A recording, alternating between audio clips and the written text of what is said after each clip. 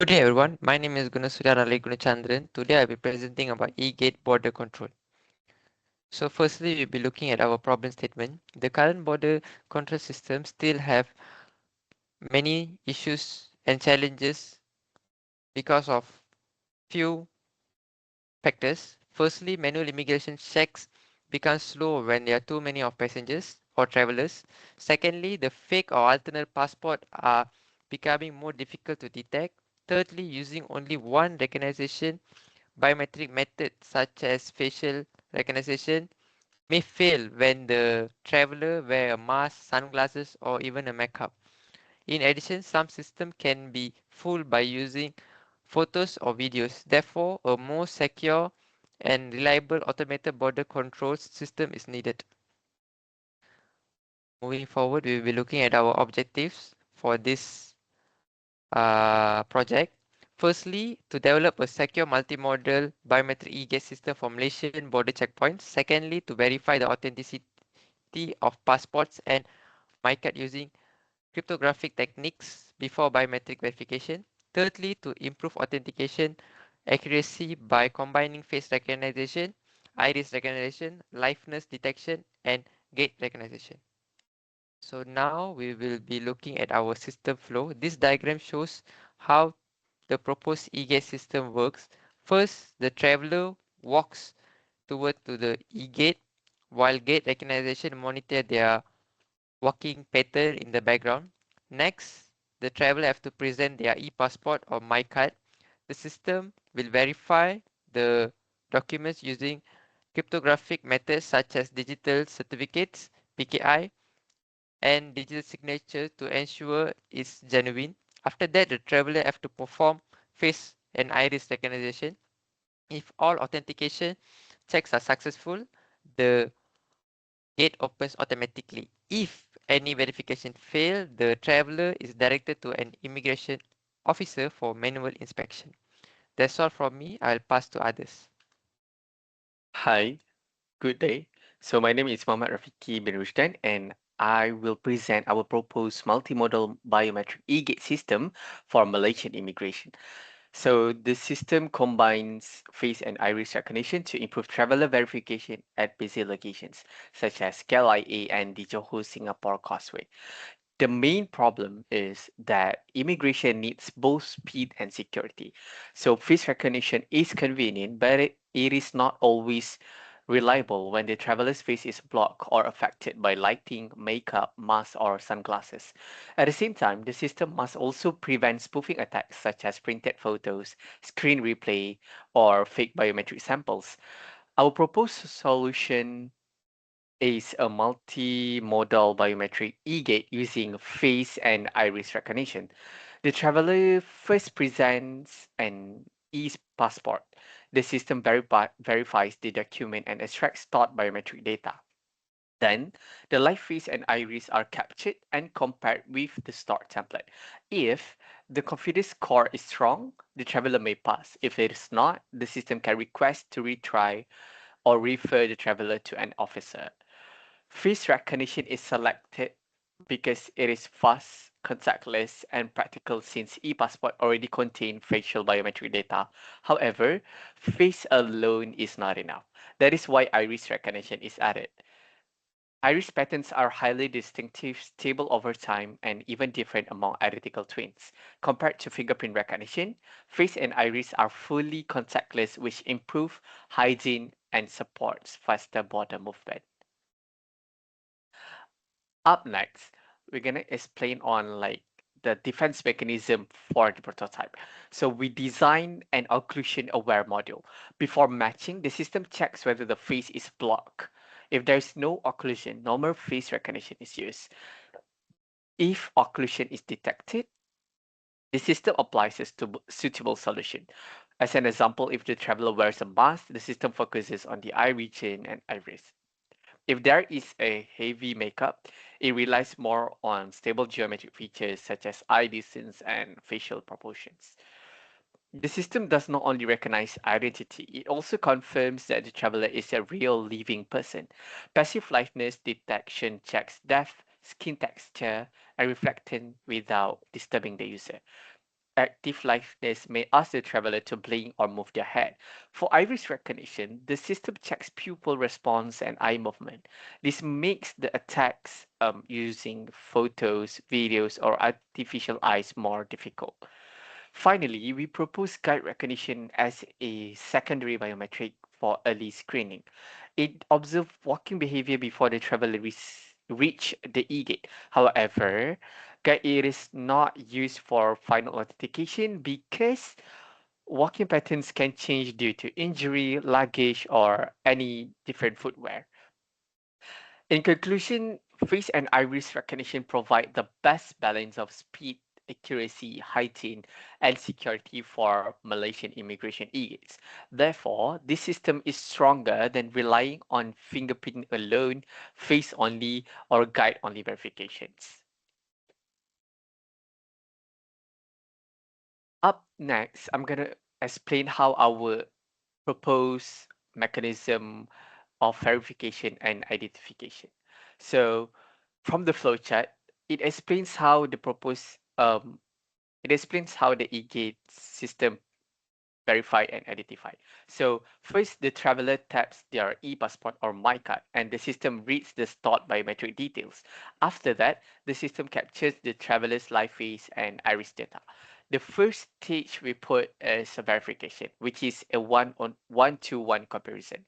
Here, the live biometric sample is to compare with the biometric template stored in the traveler's passport. If the result match, verification is successful.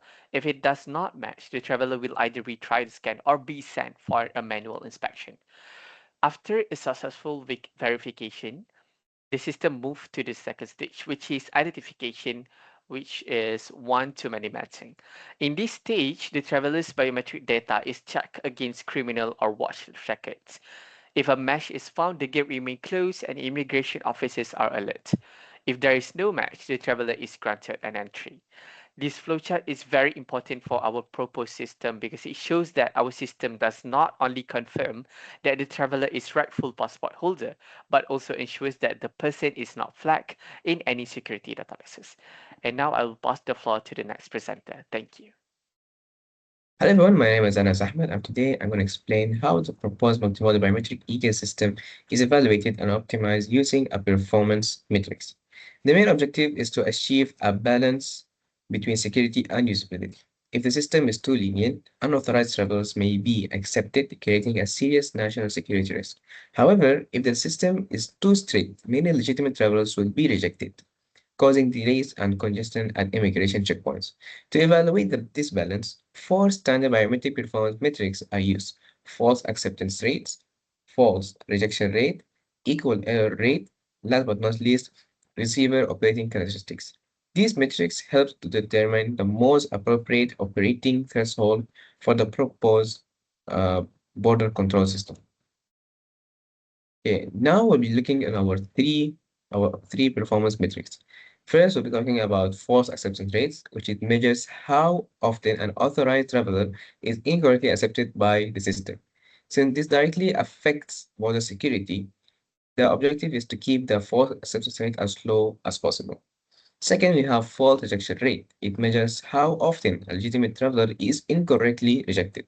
A high false rejection rate reduces passengers' convenience because travelers may need to repeat biometric capture or undergo manual inspection. Both metrics, false acceptance and false rejection rate, are controlled by the decision threshold. If the threshold is too high, is too low, the system becomes more permissive.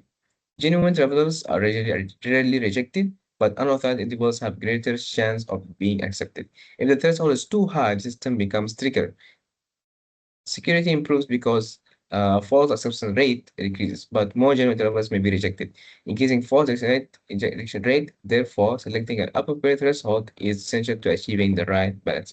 Last but not least, the equal error rate, it represents the point where the false acceptance rates and the false rejection rate are equal.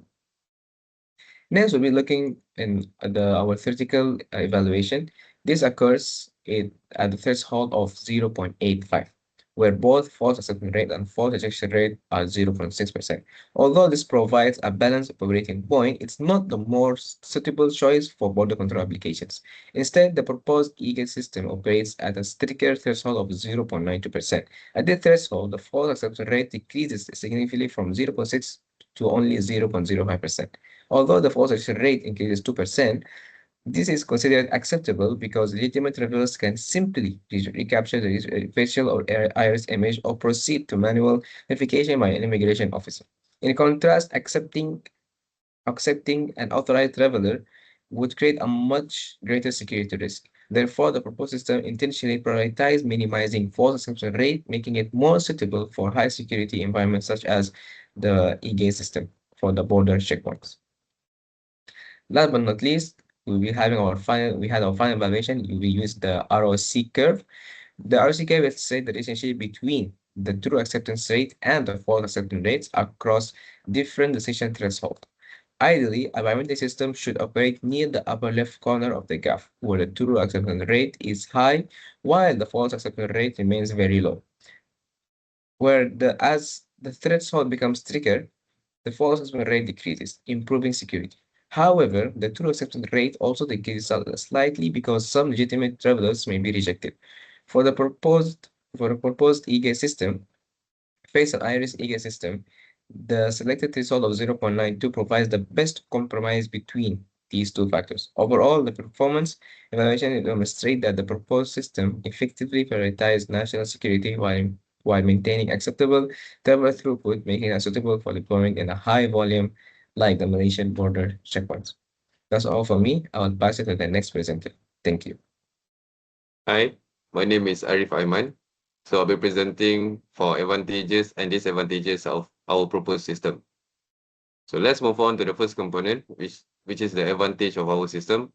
First, our system provides higher security by combining face and iris recognition instead of relying on a single biometric.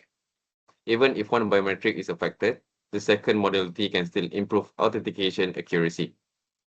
Second, before any biometric verification takes place, the system authenticates the travel document using digital certificates, public key infrastructure (PKI), and digital signature verification.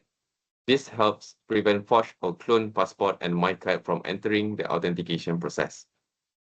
Third, our proposed system incorporates both passive and active liveness detection, making it more resistant against presentation attacks such as printed photos, replay videos, or artificial iris images. Fourth, privacy is strengthened by encrypting biometric templates with AES-256 encryption and applying cancelable biometrics, reducing the risk of biometrics data exposure if the database is compromised. Finally, because face and iris recognition are completely contactless, the system supports faster passenger processing while also improving hygiene in busy border checkpoints. So moving on to the disadvantages. The first one is deploying multiple biometric sensors together with cryptographic infrastructure requires higher implementation and maintenance costs. Second, integrating multimodal biometrics, PKI, liveness detection, and watchlist verification increases the overall system complexity, requiring skilled personnel to maintain it. Third, although the proposed systems include occlusion-aware techniques, biometric performance can still be affected by poor lighting, extreme facial occlusions, or hardware limitations. Lastly, because biometric information is highly sensitive, the system must continuously comply with privacy regulations such as Malaysia's Personal Data Protection Act, PDPA, and maintain strong security controls throughout its life cycle. So next component will be the conclusion. So the proposed system architecture combines cryptographic authentication with multimodal biometric verification, ensuring that only trusted identity documents proceed to biometric matching. By integrating face recognition, iris recognition, liveness detection, and privacy-preserving mechanisms such as AES-256 encryption and cancelable biometrics, the system aims to strengthen border security while maintaining efficient passenger throughput. Although this research presents a conceptual framework, future work should focus on implementing the system in a real-world environment and validating its performance using operational datasets. Overall, our proposed architecture demonstrates how advanced biometrics technologies and secure cryptographic techniques can work together to build a more reliable, secure, and privacy-aware automated border control for Malaysia. That's all from my part. Thank you very much.